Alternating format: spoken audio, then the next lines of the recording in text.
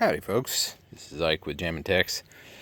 I acquired this Ego ZTR for a pretty good price because it had some significant errors that deemed it rather useless, and that was a PTO error. There's not too much information out there on how these machines function, how they work, and what errors you might encounter, and how to even diagnose them. Now, being in the field that I'm in, this interested me because I had a pretty good idea that I can run the diagnostics and kind of trace how the system works and figure it out. So let me describe the issue that it was having. You would start the machine up and it would move just fine. You could hop on it, you could drive it around, no issues. But when you pulled the PTO to engage the blades, nothing would happen. Nothing at all. And then after it's like 8 or 10 seconds, the PTO would flash, but no error codes. So on these screens, when there's an issue, you'll get an error code that will flash here. And a lot of problems with the PCBs that happen on these, you'll get the PTO flashing and then it'll show a code saying, hey, there's an issue with one of these PCBs. Now the PCBs control everything having to do with the machine as far as actual power. So your 2 rear ones are for the wheels, and then your 3 front ones are for the mower blades, the motors. And this is exactly the same on the 42-inch ones and the 52-inch ones. The 42 will just have 2 motors. It'll have a left and a right with no center, but this is a 52 triple motor, so it has a left, center, and right. Now, I started looking into what might cause this because there was no error code, and I didn't think it was a computer issue because the system turns on just fine and it drives just fine. So the computer is telling the drive motors to work. Why isn't it telling the mower blades to work? So I pulled this apart, checked all the wires, checked the plugs, kind of just started working my way down, tracing wires. Opened this up and tested all the voltages and the resistance and just everything between the motors. Everything checked out good there. But something I started to find was that I traced this wire down, removed the cover here, and these wires run down here, they loop up to here, and then I found the issue, which is right here. Now this is, I've already repaired this, but let me explain what, first, how this mower controls and operates itself. So, you have your batteries, you have your main control computer is right here. This is the brains of the machine. Now you have your control interface here, and that has your PTO switch, your power switch, your key, and then your screen for adjusting everything. That all communicates through this wire right here, which is, let me turn it off here. This is a USB-C wire.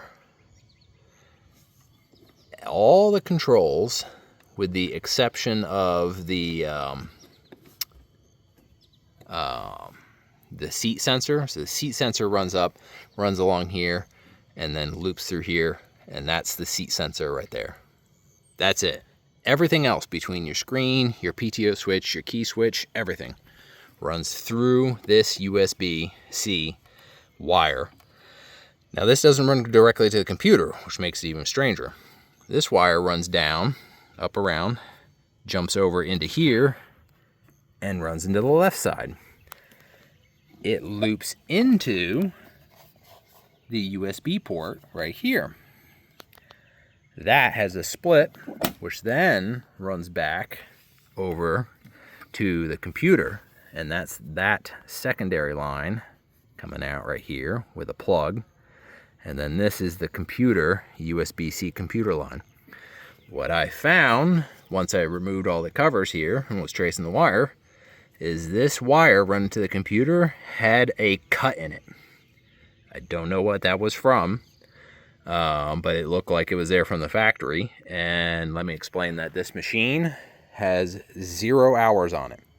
It's never mowed once. It arrived from the dealer with blades that didn't work. And I can attest to that just by the sheer condition of the machine. The blades are brand new. They've never been used. Literally nothing has ever been used. All the, the purchase stickers from Lowe's are still on this thing, etc., etc. Now, it's been apart a few times. People have been in here trying to figure out what it was, but I guess they never pulled this cover off and discovered this cut. So these wires are tiny. So I soldered in some jumpers to jump the wires so we had connection. And then what I had was, now the blades would turn on. So progress. The blades would turn on, but only for 2 seconds, and then they'd immediately turn back off. No errors, but it would flash the PTO again with no errors. So we got progress. The blades are now working. Now we need to figure that out. So what I found, looking in here, is you have these jumper modules, or these little jumper plugs.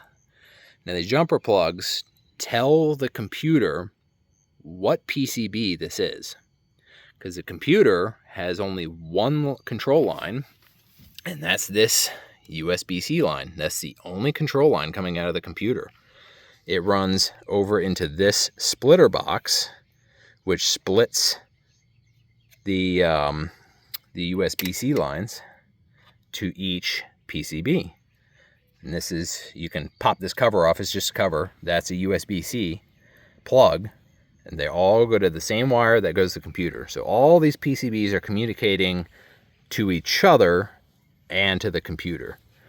So these jumpers tell the computer and the other PCBs what these PCBs are supposed to be doing.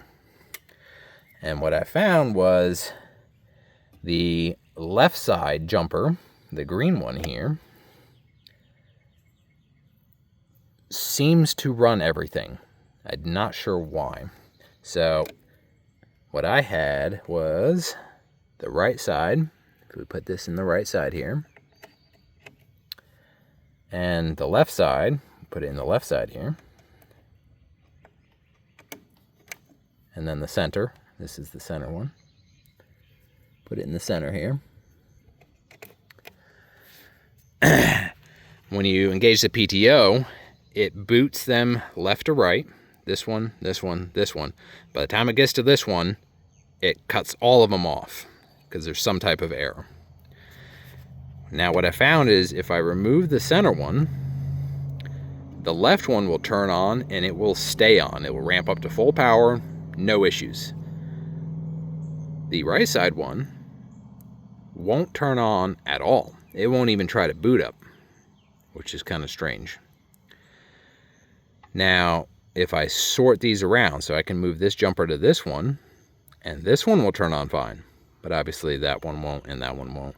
And then if I switch this over to any of these and put the left side one over there, that one will turn on, but these other ones won't. So the computer is looking at this one and saying, this one's fine, boot it up. And it boots up and it spins up fine. But if I don't have, or if I have the center one, this plugged in, it kills all of them. If I don't have that one plugged in, it won't turn on at all, which is really weird. So it's looking, the computer's looking for at least 2 controllers to boot, and then it's only booting one up. So this is kind of the other issue that I'm fighting now, but I made really good progress with finding that break. The blades are working to an extent, but we have some type of PCB software issue, and I think I know what it is. So like I said, someone's been in here before, and they were trying to figure out why the blades weren't turning on at all. They were trying to fix that. They replaced the screen. I think they replaced the PTO switch. I could tell that someone had been in here before. There's a small nick in the wire here.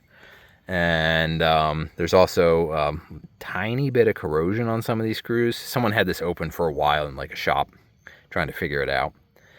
But what I found is these motor controllers have the original part number ending in 2004. Both of them. These drive PCBs for the blades all have different part numbers. And I think that's the issue. Now, I'll make a follow-up video if this is the issue. I think something with the left side jumper, the computer will boot that one up and just be fine with it.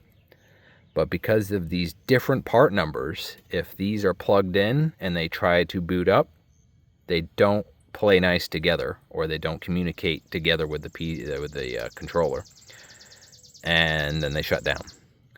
So it's really strange, but I'm looking into this further, and I'll make a follow-up video on that. But I wanted to make this video just to kind of show how these systems work.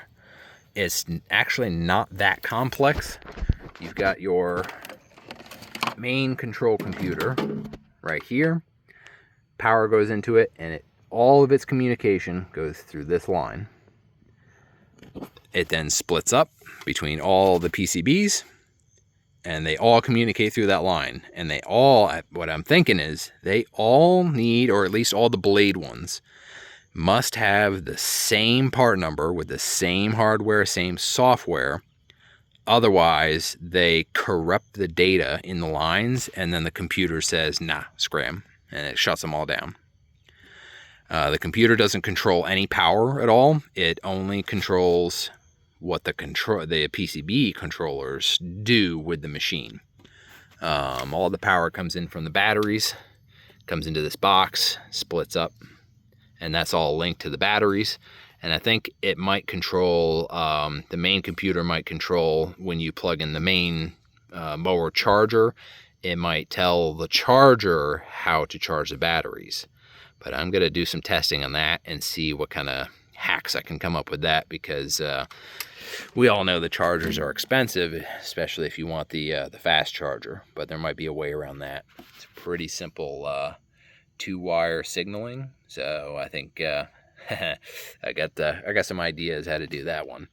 But yeah, hopefully this video helps someone kind of understand how this machine is controlled. It's not that complex. A lot of wires can look scary to some people, but really it's a simple communication protocol through these USB-C lines. The computer just commands these to boot up. These jumpers just tell the computer, hey, I'm this blade, hey, I'm this blade, hey, I'm this controller for this motor, this controller, this motor. And these have the exact same, they're supposed to be the exact same PCB. And they also have, you can see the green jumper wire here is just like this green jumper wire here. And then these extra wires are just for the fine-tune control for moving the motor back and forth and etc. It does the exact same thing. So this says, hey, I'm the left drive motor, and here's all my signal referencing. And then this says, hey, I'm the right drive motor, and here's all my signal referencing. So the computer can just turn those on, and you're good to go, you're good to drive. Same thing's happening with these.